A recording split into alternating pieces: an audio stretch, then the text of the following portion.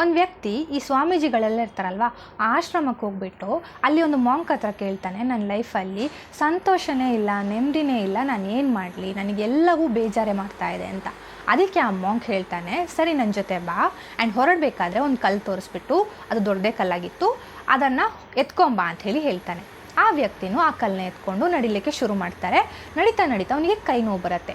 ಆದರೂ ಪರವಾಗಿಲ್ಲ ಅಂತ ಆ ಕಲ್ಲನ್ನ ಹೊತ್ಕೊಂಡೇ ಬರ್ತಾನೆ. ಕಾಲು ನೋವು ಶುರುವಾಗುತ್ತೆ, ಮತ್ತು ಬಾಡಿ ಫುಲ್ ಪೇಯ್ನ್ ಆಗೋಕ್ಕೆ ಸ್ಟಾರ್ಟ್ ಆಗುತ್ತೆ. ಆದರೂ ಪರವಾಗಿಲ್ಲ ಅಂಥೇಳಿ ಆ ಕಲ್ಲನ್ನ ಹೊತ್ಕೊಂಡೇ ಬರ್ತಾನೆ. ತುಂಬ ದೂರ ಹೋದ್ಮೇಲೆ ಅವರಿಬ್ಬರು ಬಂದುಬಿಟ್ಟು ಒಂದು ಡೆಸ್ಟಿನೇಷನ್ ರೀಚ್ ಆಗ್ತಾರೆ.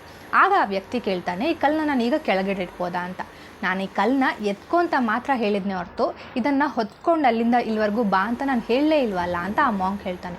ಆವಾಗ ಆ ವ್ಯಕ್ತಿಗೆ ಶಾಕ್ ಆಗುತ್ತೆ. ಶಾಕ್ ಆಗಿಬಿಟ್ಟು ಮಾಂಕ್ನ ಮುಖ ನೋಡಬೇಕಾದ್ರೆ ಆ ಮಾಂಕ್ ಹೇಳ್ತಾನೆ, ಈ ಕಲ್ಲನ್ನ ಹೊತ್ಕೊಂಡೇ ಬರ್ತೀನಿ ಅಂತ ಹೇಳುವಂಥ ಒಂದು ಪ್ರೆಷರ್ನಲ್ಲಿ ನೀನು ದಾರಿಯಲ್ಲಿ ಇದ್ದಂತಹ ಅದ್ಭುತವಾದಂತಹ ಸೀನರಿ, ಎಷ್ಟು ಚಂದದ ಹೂವು, ಹಣ್ಣು, ಗಿಡ, ಮರ, ಪಕ್ಷಿ, ಕೆರೆ ಇದೆಲ್ಲ ನೋಡಲೇ ಇಲ್ಲ. ನೀನು ಯಾವ ಚಂದನೂ ನೋಡದೆ ಬರೀ ಇದನ್ನು ಹೊತ್ಕೊಂಡು ಬರಬೇಕು ಅಂತ ಹೇಳೋ ಪ್ರೆಷರಲ್ಲಿ ಮಾತ್ರ ಬಂದೆ.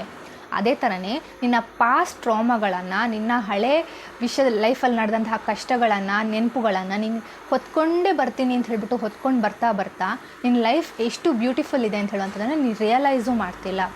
ಅದನ್ನೆಲ್ಲ ಕೆಳಗಡೆ ಹಾಕು, ಅದನ್ನೆಲ್ಲ ಬಿಟ್ಬಿಡು, ಅದನ್ನೆಲ್ಲ ಕ್ಷಮಿಸ್ಬಿಡು, ಮರೆತುಬಿಡು. ಆಗ ನಿನ್ನ ಲೈಫ್ ತುಂಬ ಬ್ಯೂಟಿಫುಲ್ ಆಗಿರತ್ತೆ ಅಂತ ಆ ಮಾಂಕ್ ಹೇಳ್ತಾರೆ. ಅರ್ಥ ಆಯಿತು?